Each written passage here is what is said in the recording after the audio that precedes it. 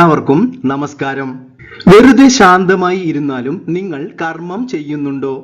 പലരും കരുതുന്നത് കർമ്മം എന്ന് പറഞ്ഞാൽ ശരീരത്തിലൂടെ ചെയ്യുന്ന പ്രവൃത്തി മാത്രമാണെന്നാണ്. നിങ്ങൾ ഒരാളെ സഹായിച്ചാൽ അത് ഒരു കർമ്മമാണ്. നിങ്ങൾ എന്തെങ്കിലും ദാനങ്ങൾ ചെയ്താൽ അത് കർമ്മമാണ്. എന്നാൽ വേദാന്തം വളരെ അതിശയകരമായ ഒരു കാര്യം പറയുന്നു. നിങ്ങൾ ശരീരം അനക്കാതെ നിശബ്ദമായി ഇരിക്കുമ്പോഴും നിങ്ങൾ നിരന്തരം കർമ്മം ചെയ്തുകൊണ്ടിരിക്കുകയാണെന്ന്. കാരണം കർമ്മം എന്നത് ശരീരത്തിലൂടെ മാത്രം നടക്കുന്ന ഒന്നല്ല, അത് വാക്കിലൂടെയും മനസ്സിലൂടെയും കൂടി സംഭവിക്കുന്നു. ഇന്ന് നമ്മൾ ചർച്ച ചെയ്യാൻ പോകുന്നത് കർമ്മം ചെയ്യുന്ന ഉപകരണങ്ങളെ കുറിച്ചാണ്. ഈ ഉപകരണങ്ങൾ നിരന്തരമായി പ്രവർത്തിച്ചു കൊണ്ടേയിരിക്കുന്നു. അതുകൊണ്ട് ഒരു മനുഷ്യന് കർമ്മം ചെയ്യാതെ ഇരിക്കാൻ സാധിക്കില്ല എന്ന് ഭഗവത്ഗീത പറയുന്നു. ഭഗവത്ഗീതയിൽ ഇതിനെക്കുറിച്ച് ഭഗവാൻ കൃഷ്ണൻ വ്യക്തമായി പറയുന്നുണ്ട്. ഭഗവത്ഗീതയിൽ ഭഗവാൻ കൃഷ്ണൻ വളരെ ശക്തമായ ഒരു പ്രസ്താവന നടത്തുന്നു. ഒരു മനുഷ്യന് ഒരു നിമിഷം പോലും കർമ്മം ചെയ്യാതെ ഇരിക്കാൻ കഴിയില്ല. 3-ാം അധ്യായത്തിലെ 5-ാമത്തെ ശ്ലോകം ഇതാണ് പറയുന്നത്. ശ്ലോകത്തിൽ പറയുന്നത് നഹി കശ്ചിത് ക്ഷണമപി ജാതു തിഷ്ഠത്യ കർമ്മകൃത് കാര്യദേഹ്യവശം കർമ്മ സർവ പ്രകൃതി ജൈർഗുണൈഹി. ഈ ശ്ലോകത്തിൽ പറയുന്നത് നഹി കശ്ചിത് ക്ഷണം, ഒരു നിമിഷം പോലും ന തിഷ്ഠതി, ഇരിക്കാൻ സാധിക്കുകയില്ല, കർമ്മകൃത്, കർമ്മം ചെയ്യാതെ. അതായത് ഒരു മനുഷ്യന് ഒരു നിമിഷം പോലും കർമ്മം ചെയ്യാതെ ഇരിക്കാൻ സാധിക്കുകയില്ല. ഇതിൽ ഭഗവാൻ കൃഷ്ണൻ അവശം എന്ന വാക്ക് ഉപയോഗിച്ചിരിക്കുന്നു. അവശം എന്ന വാക്കിന് ഹെൽപ്ലെസ്നെസ്, അതായത് നിസ്സഹായമായ ഒരു അവസ്ഥയെ കുറിച്ചാണ് ചൂണ്ടിക്കാണിക്കുന്നത്. ഒരു മനുഷ്യൻ നിസ്സഹായനാണ്. എന്തിന്റെ മുൻപിൽ? കർമ്മം ചെയ്യാതെ ഇരിക്കാൻ കഴിയുന്നതിന് മുൻപിൽ. കാരണം ഒരു മനുഷ്യന്റെ ജീവിതം ഈ പ്രകൃതി രൂപപ്പെടുത്തിയിരിക്കുന്നത് കർമ്മം ചെയ്യാൻ വേണ്ടി മാത്രമാണ്. അതായത് ഒരു മനുഷ്യനെ പ്രകൃതി ഡിസൈൻ ചെയ്തിരിക്കുന്നത് കർമ്മം ചെയ്യാൻ വേണ്ടിയാണ്. അവന്റെ ഡിസൈൻ തന്നെ കർമ്മമാണ്. അതുകൊണ്ട് കർമ്മം ചെയ്യാതെ മനുഷ്യന് ഒരു നിമിഷം പോലും ഇരിക്കാൻ കഴിയില്ലെന്ന് ഭഗവാൻ കൃഷ്ണൻ പറയുന്നു. ഇത് ആദ്യം കേൾക്കുമ്പോൾ നമുക്ക് വിചിത്രമായി തോന്നാം. കാരണം നമ്മൾ ചിന്തിക്കുന്നത്, ഞാൻ വെറുതെ ഒന്നും ചെയ്യാതെ ഇരിക്കുന്നു, പിന്നെ എങ്ങനെ കർമ്മം സംഭവിക്കും? കാരണം കർമ്മം ശരീരത്തിലൂടെ മാത്രമല്ല, വാക്കിലൂടെയും മനസ്സിലൂടെയും സംഭവിച്ചു കൊണ്ടിരിക്കുന്നു. അപ്പോൾ ഞാൻ ഒരു കർമ്മവും ചെയ്യാതെ ഇരിക്കുന്നു എന്ന് ചിന്തിക്കുന്നതും ഒരു കർമ്മമാണ്. നമ്മൾ അതിനെക്കുറിച്ച് ഈ വീഡിയോയിലൂടെ വിശദമായി മനസ്സിലാക്കാം. പ്രിയമുള്ളവരെ, കർമ്മ ആൻഡ് ഫ്രീഡം എന്ന വീഡിയോ സീരീസിലേക്ക് വീണ്ടും സ്വാഗതം. കർമ്മ നിയമത്തെക്കുറിച്ച് വിശദമാക്കുന്ന ഒരു വീഡിയോ സീരീസ് ആണിത്. ആദ്യത്തെ വീഡിയോയിൽ കർമ്മം പ്രവർത്തിക്കുന്ന 6 അടിസ്ഥാന നിയമങ്ങൾ നാം മനസ്സിലാക്കി. രണ്ടാമത്തെ വീഡിയോയിൽ കർമ്മം ചെയ്യുന്ന സൂക്ഷ്മ ശരീരത്തെക്കുറിച്ചും പുനർജന്മത്തെക്കുറിച്ചും മനസ്സിലാക്കി. ആ വീഡിയോകൾ കണ്ടിട്ടില്ലാത്തവർ കാണണമെന്ന് അഭ്യർത്ഥിക്കുന്നു. ഈ വീഡിയോയിൽ ചർച്ച ചെയ്യുന്നത് കർമ്മം ചെയ്യുന്ന ഉപകരണങ്ങളെ കുറിച്ചാണ്. കർമ്മം നമ്മുടെ ജീവിതത്തിൽ എങ്ങനെ സംഭവിക്കുന്നു എന്ന് നോക്കാം. ദ ബട്ടർഫ്ലൈ എഫക്റ്റ് ആധുനിക ശാസ്ത്രത്തിന്റെ ഒരു പ്രധാന തിയറിയാണ് കയോസ് തിയറി. അതായത് അതിനെ ബട്ടർഫ്ലൈ ഇഫക്റ്റ് എന്നാണ് പറയുന്നത്. ഈ തിയറി പറയുന്നത് ആമസോൺ കാട്ടിലുള്ള ഒരു ചിത്രശലഭം അതിന്റെ ചിറക് വീശി അടിക്കുമ്പോൾ അതിന്റെ റിസൾട്ട് എത്രയോ കിലോമീറ്റർ ദൂരത്തുള്ള അമേരിക്കയിൽ ഒരു കൊടുങ്കാറ്റായി മാറുമെന്നാണ്. അതിനർത്ഥം ചിത്രശലഭത്തിന്റെ ചിറകടി ഒരു കൊടുങ്കാറ്റ് സൃഷ്ടിക്കുന്നു എന്നല്ല, മറിച്ച് ഒരു ചെറിയ പ്രവൃത്തി കാലക്രമേണ വലിയ ഒരു ഫലം സൃഷ്ടിക്കും എന്നാണ് പറയുന്നത്. അത്ഭുതമെന്ന് പറയട്ടെ, ഈ ആധുനിക തിയറി നമ്മുടെ കർമ്മ നിയമവുമായി ബന്ധപ്പെട്ടിരിക്കുന്നു. The karmic effect. വേദാന്തം പറയുന്നത് ഒരു കർമ്മവും നിസ്സാരമല്ല. ഒരു ചെറിയ ചിന്ത, ഒരു ചെറിയ വാക്ക്, ഒരു ചെറിയ പ്രവൃത്തി പോലും മനസ്സിൽ ഒരു അടയാളം സൃഷ്ടിക്കും. പിന്നീട് അത് വലിയ ഒരു കർമ്മഫലമായി തിരിച്ചു വരുന്നു. അതുകൊണ്ട് നമ്മുടെ ഋഷീശ്വരന്മാർ ആവർത്തിച്ച് പറയുന്നത് നിങ്ങളുടെ ചെറിയ കർമ്മം പോലും പിന്നീടുള്ള ജീവിതത്തിൽ വലിയ ഒരു കർമ്മഫലം സൃഷ്ടിക്കും എന്നാണ്. അതുകൊണ്ട് തന്നെ നാം ചെയ്യുന്ന ഓരോ കർമ്മവും പ്രധാനപ്പെട്ടതാണ്. അതിനെ ശ്രദ്ധയോടെ നിരീക്ഷിക്കേണ്ടതാണ്. ഇന്ന് നമ്മൾ ഇൻസ്ട്രുമെന്റ് ബേസ്ഡ് കർമ്മം സംഭവിക്കുന്ന ഉപകരണങ്ങളെ കുറിച്ചാണ് ചർച്ച ചെയ്യാൻ പോകുന്നത്. 3 ടൈപ്സ് ഓഫ് കർമ്മ. ഒരു മനുഷ്യ ജീവിതത്തിൽ കർമ്മം 3 ഉപകരണങ്ങളിലൂടെ സംഭവിക്കുന്നു. ആദ്യത്തേത് കായിക കർമ്മ, ഫിസിക്കൽ ആക്ഷൻ. രണ്ടാമത്തേത് വാചിക കർമ്മ, വെർബൽ ആക്ഷൻ. മൂന്നാമത്തേത് മാനസിക കർമ്മ, മെന്റൽ ആക്ഷൻ. ഈ മൂന്നും കൂടിച്ചേരുമ്പോഴാണ് നമ്മുടെ ആന്തരിക വ്യക്തിത്വവും ഭാവി അനുഭവങ്ങളും രൂപപ്പെടുന്നത്. അതുകൊണ്ട് ഇന്നത്തെ യഥാർത്ഥ ചോദ്യം ഞാൻ കർമ്മം ചെയ്യുന്നുണ്ടോ ഇല്ലയോ എന്നല്ല, മറിച്ച് ഞാൻ ഏത് തരം കർമ്മമാണ് നിരന്തരം സൃഷ്ടിച്ചുകൊണ്ടിരിക്കുന്നത്, അത് എന്നെ എങ്ങനെ ബന്ധിപ്പിക്കുന്നു എന്നാണ്. നമുക്ക് ഓരോന്നിനെ കുറിച്ചും വിശദമായി മനസ്സിലാക്കാം. ആദ്യത്തേത് കായിക കർമ്മം, ഫിസിക്കൽ കർമ്മ. കായിക കർമ്മം എന്ന് പറഞ്ഞാൽ ശരീരം ഉപയോഗിച്ച് ചെയ്യുന്ന പ്രവൃത്തികളാണ്. ഇതാണ് ഏറ്റവും പ്രകടമായതും മറ്റുള്ളവർക്ക് കാണാൻ കഴിയുന്നതുമായ കർമ്മം. നടക്കുക, ജോലി ചെയ്യുക, സഹായിക്കുക, മറ്റുള്ളവരെ ഉപദ്രവിക്കുക, സേവനം ചെയ്യുക, മോഷ്ടിക്കുക, ഇങ്ങനെ എല്ലാം, പൂജ ചെയ്യുക, ഇതെല്ലാം കായിക കർമ്മങ്ങളാണ്. സമൂഹം ഏറ്റവും കൂടുതൽ ശ്രദ്ധിക്കുന്നത് കായിക കർമ്മങ്ങളെയാണ്. നിങ്ങൾ മറ്റൊരാളെ ദ്രോഹിച്ചാൽ സമൂഹം അത് തെറ്റ് എന്ന് പറയുന്നു. നിങ്ങൾ മറ്റൊരാളെ സഹായിച്ചാൽ സമൂഹം അതിനെ പ്രശംസിക്കുന്നു. സത്യത്തിൽ കായിക കർമ്മ നമ്മുടെ ഏറ്റവും മുകളിലുള്ള ഒരു പാളിയാണ്. ഏതൊരു ശാരീരിക പ്രവൃത്തിക്ക് പിന്നിലും ഒരു ചിന്തയുണ്ട്, ചിലപ്പോൾ വാക്കും ഉണ്ടാകും. അപ്പോൾ കായിക കർമ്മത്തിനേക്കാൾ ആഴത്തിലുള്ള അടുത്ത കർമ്മതലത്തിലേക്ക് പോകാം. അതാണ് വാചിക കർമ്മ, വെർബൽ ആക്ഷൻ. വാചിക കർമ്മ എന്നാൽ വാക്കിലൂടെ ചെയ്യുന്ന കർമ്മങ്ങളാണ്. പ്രിയമുള്ളവരെ, നിങ്ങൾ ചിന്തിച്ചു നോക്കൂ, നമ്മുടെ വാക്കുകൾക്ക് എന്തുമാത്രം ശക്തിയാണുള്ളത്. നല്ല ഒരു വാചകം മതി ഒരു മനുഷ്യനെ സുഖപ്പെടുത്താൻ.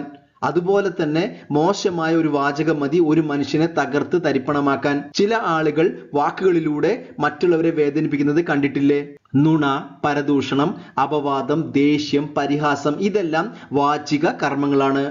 അതേസമയം സത്യം പറയുക, മറ്റുള്ളവരെ കുറിച്ച് നല്ലത് പറയുക, മന്ത്രം ചൊല്ലുക, പ്രാർത്ഥന, ഇതെല്ലാം വാചിക കർമ്മങ്ങളാണ്. ഭഗവാൻ കൃഷ്ണൻ വാക്കിന്റെ നിയന്ത്രണത്തിന് വളരെ പ്രാധാന്യം നൽകുന്നു. കാരണം ചിന്തകളുടെയും പ്രവൃത്തികളുടെയും ഇടയിലുള്ള പാലമാണ് വാക്ക്. ഇനി നമുക്ക് കർമ്മത്തിന്റെ ഏറ്റവും ആഴമുള്ള സൂക്ഷ്മ തലത്തിലേക്ക് പോകാം. ഏറ്റവും സൂക്ഷ്മമായ കർമ്മം മാനസിക കർമ്മം, മെന്റൽ ആക്ഷൻ. മനസ്സിലൂടെ നടക്കുന്ന പ്രവൃത്തികളെയാണ് മാനസിക കർമ്മം എന്ന് പറയുന്നത്. ഇതാണ് ഏറ്റവും സൂക്ഷ്മമായ കർമ്മരൂപം. സംസാരിക്കാതെയും ശാരീരികമായി ഒന്നും ചെയ്യാതെയും ഒരു മനുഷ്യന്റെ ഉള്ളിൽ നിരന്തരം കർമ്മം സൃഷ്ടിച്ചുകൊണ്ടേയിരിക്കുന്നു. വെറുപ്പ്, അസൂയ, പ്രതികാരം, ആസക്തി, ഇതെല്ലാം മാനസിക കർമ്മങ്ങളാണ്. അതേപോലെ കരുണ, സ്നേഹം, ഭക്തി, കൃതജ്ഞത, പ്രാർത്ഥന, ഇതും മാനസിക കർമ്മങ്ങളാണ്. വേദാന്തം മാനസിക കർമ്മങ്ങൾക്ക് അത്യന്തം പ്രാധാന്യം നൽകുന്നു. എന്തുകൊണ്ടെന്നാൽ നിങ്ങളുടെ എല്ലാ കർമ്മങ്ങളും ആദ്യം ജനിക്കുന്നത് നിങ്ങളുടെ മനസ്സിലാണ്. ശരീരം കർമ്മങ്ങളെ നടപ്പാക്കുന്നു എന്ന് മാത്രം. അതുകൊണ്ട് മനസ് ശുദ്ധി, ചിത്തശുദ്ധി എന്നത് ആത്മീയ ജീവിതത്തിന്റെ കേന്ദ്ര ബിന്ദുവാണ്. നമ്മൾ മനസ്സിനെ കുറിച്ചുള്ള വീഡിയോ സീരീസിൽ മനസ്സിനെ വ്യക്തമായി പ്രതിപാദിച്ചിട്ടുണ്ട്. ഇനി നമുക്ക് ഈ 3 കർമ്മങ്ങളും എങ്ങനെ ഒരുമിച്ച് പ്രവർത്തിക്കുന്നു എന്ന് നോക്കാം. യഥാർത്ഥ ജീവിതത്തിൽ 3 കർമ്മങ്ങൾ പലപ്പോഴും വേർതിരിഞ്ഞ് അല്ല സംഭവിക്കുന്നത്. മിക്ക സമയങ്ങളിലും കായികം, വാചികം, മാനസികം ഇവ ഒരുമിച്ചാണ് പ്രവർത്തിക്കുന്നത്. ആദ്യം നമുക്ക് ഒരു പോസിറ്റീവായ ഉദാഹരണം നോക്കാം. ഒരാൾ അമ്പലത്തിലേക്ക് പോകുന്നു എന്ന് ചിന്തിക്കൂ. ആ കർമ്മത്തിൽ ഇവ 3ഉം ഉണ്ട്. കായികമായി അമ്പലത്തിലേക്ക് നടക്കുന്നു, തൊഴുകുന്നു, നമസ്കാരം കാണിക്കുന്നു. വാചികമായി മന്ത്രം ചൊല്ലുന്നു, ശരണം വിളിക്കുന്നു.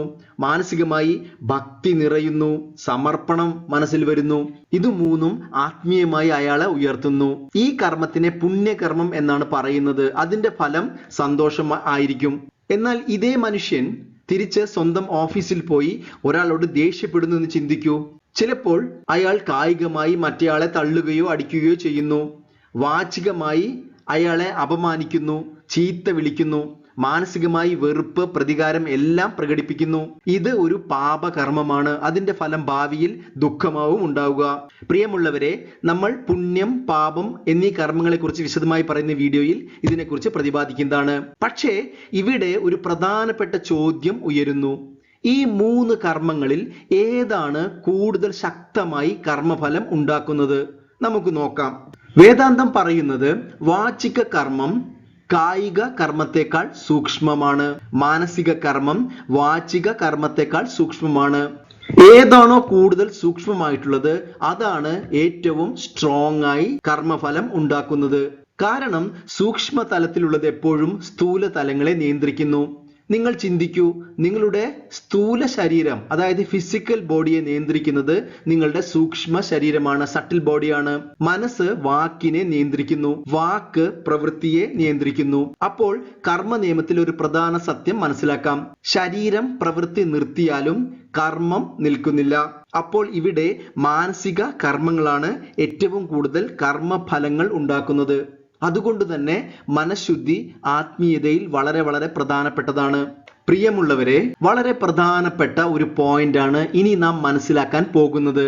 കർമ്മത്തിന്റെ അദൃശ്യമായ ഒരു ട്രാപ്പ്, ഒരു ബന്ധനം ഇവിടെ നമ്മൾ ശ്രദ്ധയോടെ മനസ്സിലാക്കണം. ഈ വീഡിയോയുടെ തുടക്കത്തിലെ ഭഗവത്ഗീത ശ്ലോകത്തിൽ നാം വ്യക്തമായി മനസ്സിലാക്കിയ ഒരു കാര്യമുണ്ട്. അതായത് ഒരു മനുഷ്യന് കർമ്മം ചെയ്യാതെ ഇരിക്കാൻ കഴിയില്ല എന്നത്. ഇനി നിങ്ങൾ ശ്രദ്ധിക്കൂ, നിങ്ങൾ ജീവിച്ചിരിക്കുന്നിടത്തോളം കാലം നിങ്ങളുടെ മനസ്സും ശരീരവും വാക്കും പ്രവർത്തിച്ചു കൊണ്ടേയിരിക്കുന്നു. ഇത് കർമ്മങ്ങൾ സൃഷ്ടിച്ചു കൊണ്ടേയിരിക്കും. കർമ്മം ചെയ്യാതെ ഇരിക്കാൻ നമുക്ക് സാധിക്കുകയില്ല. ഇനി നമ്മൾ മനസ്സിലാക്കി, ഓരോ കർമ്മവും ഓരോ കർമ്മഫലത്തെയും സൃഷ്ടിക്കുന്നു. കർമ്മഫലം തടയാൻ നമുക്ക് കഴിയുകയില്ല. കാരണം കർമ്മം സംഭവിച്ചാൽ കർമ്മഫലം തീർച്ചയായും ഉണ്ട്. അപ്പോൾ കർമ്മഫലമുണ്ടെങ്കിൽ അത് അനുഭവിക്കണമെങ്കിൽ നിങ്ങൾ പുനർജന്മം എടുത്തേ മതിയാകൂ. കർമ്മഫലങ്ങൾ ഉണ്ടെങ്കിൽ ആ കർമ്മഫലം നിങ്ങൾ തന്നെ അനുഭവിക്കണമെന്ന് നമ്മൾ കഴിഞ്ഞ വീഡിയോയിലൂടെ മനസ്സിലാക്കി. അപ്പോൾ നിങ്ങൾ പുനർജനിക്കുമ്പോൾ വീണ്ടും പുതിയ കർമ്മങ്ങൾ ചെയ്യുന്നു, അത് വീണ്ടും കർമ്മഫലങ്ങളെ സൃഷ്ടിക്കുന്നു. ആ കർമ്മഫലങ്ങൾ അനുഭവിക്കാൻ നിങ്ങൾ വീണ്ടും ജനിക്കുന്നു. ഇത് ഒരിക്കലും അവസാനമില്ലാത്ത ഒരു ചക്രമായി മാറുന്നു. ഇതാണ് കർമ്മ ട്രാപ്പ്, കർമ്മബന്ധം. അതായത് കർമ്മം നിങ്ങളെ സംസാര ചക്രവുമായി ബന്ധിപ്പിക്കുന്നു. ഇതിൽ നിന്ന് പുറത്തു കടക്കുക നമുക്ക് അസാധ്യമായി തോന്നാം. പ്രിയമുള്ളവരെ, നിങ്ങൾ നിരാശപ്പെടേണ്ട കാര്യമില്ല. ഇതിൽ നിന്ന് പുറത്തു കടക്കാൻ നമുക്ക് ഒരു മാർഗമുണ്ട്. ഭഗവാൻ കൃഷ്ണൻ നമുക്ക് ആ മാർഗം കാണിച്ചു തരുന്നു. ഭഗവാൻ കൃഷ്ണൻ നമ്മൾ കർമ്മം അനുഷ്ഠിക്കുമ്പോൾ തന്നെ ആ കർമ്മത്തിൽ നിന്ന് പുറത്തു കടക്കാനുള്ള മാർഗത്തെക്കുറിച്ചും പറയുന്നു.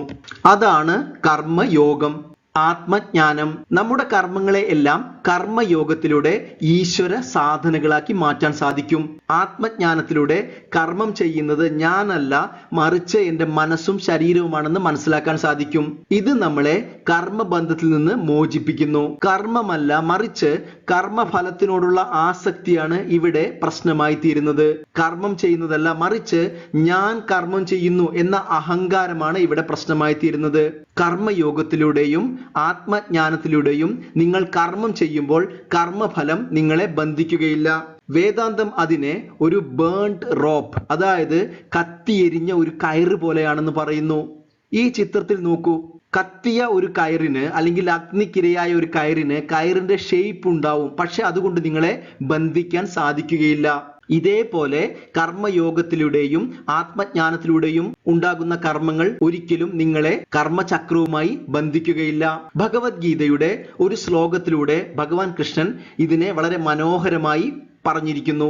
നിങ്ങളുടെ എല്ലാ കർമ്മങ്ങളും ഒരു ഈശ്വര അർപ്പണത്തോടുകൂടി ചെയ്യുക. ഇതാണ് കർമ്മയോഗത്തിന്റെ ആദ്യത്തെ മനോഭാവം. ഈശ്വര അർപ്പണ ബുദ്ധി എന്നാണ് ഇതിനെ വിളിക്കുന്നത്. പ്രിയമുള്ളവരെ, കർമ്മയോഗത്തെക്കുറിച്ചും കർമ്മബന്ധത്തെക്കുറിച്ചും വിശദമായി നമുക്ക് ഭാവിയിൽ വീഡിയോകളിൽ സംസാരിക്കാം. അപ്പോൾ നമുക്ക് ഭഗവത്ഗീതയുടെ ആ ശ്ലോകം ഏതാണെന്ന് നോക്കാം. 3-ാം അധ്യായത്തിലെ 9-ാമത്തെ ശ്ലോകമാണിത്. യജ്ഞാർത്ഥാൽ കർമ്മണോന്യത്ര ലോകോയം കർമ്മബന്ധനഃ തദർത്ഥം കർമ്മ കൗന്തേയ മുക്തസംഗസമാചരാ. ഈ ശ്ലോകത്തിൽ ഭഗവാൻ കൃഷ്ണൻ കർമ്മയോഗത്തിന്റെ ഏറ്റവും വലിയൊരു രഹസ്യം വെളിപ്പെടുത്തുന്നു. കൃഷ്ണൻ പറയുന്നത്, യജ്ഞഭാവത്തിൽ നിങ്ങൾ ചെയ്യുന്ന കർമ്മങ്ങൾ ബന്ധിപ്പിക്കുകയില്ല. യജ്ഞം എന്നാൽ ഈശ്വര അർപ്പണ ബുദ്ധിയാണ്. ഈശ്വരനെ സമർപ്പിച്ചുകൊണ്ട് ചെയ്യുന്ന കർമ്മങ്ങൾ ഒരിക്കലും നിങ്ങളെ ബന്ധിക്കുകയില്ല. എന്നാൽ സ്വാർത്ഥഭാവത്തോടെ നിങ്ങൾ ചെയ്യുന്ന കർമ്മങ്ങൾ ബന്ധനത്തെ സൃഷ്ടിക്കുന്നു. ഇത് വളരെ വിപ്ലവകരമായ ഒരു ഉപദേശമാണ്. ഈ ശ്ലോകത്തിലെ 4 വാക്യങ്ങൾ നിങ്ങൾ ശ്രദ്ധിക്കൂ. കർമ്മബന്ധം, യജ്ഞം, മുക്തസംഗ കർമ്മ. യജ്ഞം എന്നാൽ സാക്രിഫൈസ്, ഓഫറിംഗ്, ത്യാഗം എന്നൊക്കെയാണ് അർത്ഥം. ഇവിടെ എന്താണ് നിങ്ങൾ ത്യാഗം ചെയ്യുന്നത്? നിങ്ങളുടെ കർമ്മങ്ങൾ. എവിടേക്കാണ് ത്യാഗം ചെയ്യുന്നത്? ഈശ്വരനിലേക്ക്. അപ്പോൾ നിങ്ങൾ ചെയ്യുന്ന ഓരോ കർമ്മവും ഈശ്വര സമർപ്പണത്തോടെ ചെയ്യുക. ഇവിടെ ശ്രദ്ധിക്കൂ, കൃഷ്ണൻ പറയുന്നത് യജ്ഞാർത്ഥാൽ കർമ്മണോന്യത്ര ലോകോയം കർമ്മബന്ധനഃ എന്നാണ്. അതായത് മനുഷ്യർ കർമ്മബന്ധനത്തിൽ അകപ്പെടുന്നതിന്റെ കാരണം യജ്ഞഭാവത്തിൽ കർമ്മം ചെയ്യാത്തത് കൊണ്ടാണ്. തദർത്ഥം കർമ്മ കൗന്ദേയ മുക്ത സംഘ സമാചര. അത് മനസ്സിലാക്കി നീ കർമ്മം ചെയ്യൂ അർജുന. മുക്ത സംഘ സമാചര, അതിൽ നിന്ന് നീ മോചിതനാകൂ എന്നാണ്. അപ്പോൾ ഈ 4 വാക്കുകൾ ചേർത്ത് നമുക്ക് ഒരു ഫോർമുല തയ്യാറാക്കാം. ഫോർമുല ഇതാണ്: do karma as yajna is equal to no karmabandhanam is equal to mukti. പ്രിയമുള്ളവരെ, നമ്മൾ കർമ്മയോഗം എന്ന വിഷയത്തെക്കുറിച്ച് ഭാവിയിൽ വിശദമായി സംസാരിക്കും. അപ്പോൾ നമുക്ക് വീണ്ടും യജ്ഞത്തെക്കുറിച്ചും ഈ ശ്ലോകത്തെക്കുറിച്ചും മനസ്സിലാക്കാം. നമ്മൾ ഈ വീഡിയോ അവസാനിപ്പിക്കാൻ പോവുകയാണ്. ഇനി അടുത്ത വീഡിയോ വളരെ പ്രധാനപ്പെട്ടതാണ്. നമുക്ക് ഒരുപാട് ചോദ്യങ്ങൾക്ക് ഉത്തരം കണ്ടെത്തണം. കർമ്മം കഴിഞ്ഞാൽ കർമ്മഫലത്തിന് എന്താണ് സംഭവിക്കുന്നത്? നമ്മുടെ കർമ്മഫലങ്ങളെല്ലാം എവിടെയാണ് സൂക്ഷിക്കുന്നത്? എങ്ങനെ കർമ്മഫലം പുനർജന്മത്തിലേക്ക് നയിക്കുന്നു? എങ്ങനെ ഞാൻ ചെയ്യുന്ന കർമ്മങ്ങൾ എനിക്ക് തന്നെ സന്തോഷമായും ദുഃഖമായും തിരിച്ചെത്തുന്നു? ഇങ്ങനെ ഒരുപാട് ചോദ്യങ്ങൾ നമുക്ക് ഉത്തരം കണ്ടെത്തേണ്ടതുണ്ട്. സത്യത്തിൽ കർമ്മത്തിന്റെ സ്റ്റോറേജ് ആൻഡ് വർക്കിംഗ് നമ്മൾ അടുത്ത വീഡിയോയിൽ ചർച്ച ചെയ്യും. അതാണ് സമയബന്ധിതമായ 4 കർമ്മങ്ങൾ: സഞ്ചിത കർമ്മ, പ്രാരബ്ധ കർമ്മ, ആഗാമി കർമ്മ, ക്രിയമാന കർമ്മ. അതുകൊണ്ട് നിങ്ങൾ വരുന്ന വീഡിയോകൾ കാണണമെന്ന് അഭ്യർത്ഥിക്കുന്നു. പ്രിയമുള്ളവരെ, അപ്പോൾ ഇന്ന് നമ്മൾ മനസ്സിലാക്കിയത് കർമ്മം ശരീരത്തിന്റെ തലത്തിൽ മാത്രമല്ല വാക്കിലും മനസ്സിലും നടക്കുന്നു എന്നാണ്. വേദാന്തം പറയുന്നത് യഥാർത്ഥ ആത്മീയ ജീവിതം ഇവ 3ന്റെയും ശുദ്ധീകരണമാണ്. അതുകൊണ്ട് സാധനങ്ങളുടെ എല്ലാം അന്തിമ ലക്ഷ്യം ചിത്തശുദ്ധി, അതായത് മനസ്സിനെ ശുദ്ധീകരിക്കുന്നതാണ്. ശുദ്ധമായ മനസ്സിലാണ് ആത്മജ്ഞാനം ഉണ്ടാകുന്നത്. ഈ ആത്മജ്ഞാനം മനുഷ്യനെ കർമ്മചക്രത്തിൽ നിന്ന് മോചിപ്പിക്കുന്നു. അതാണ് മോക്ഷം. ഈ വീഡിയോ കണ്ടതിന് ഒരുപാട് നന്ദി. ചാനൽ സബ്സ്ക്രൈബ് ചെയ്യണമെന്ന് അഭ്യർത്ഥിക്കുന്നു. അടുത്ത വീഡിയോയുമായി വീണ്ടും കാണാം. നന്ദി, നമസ്കാരം.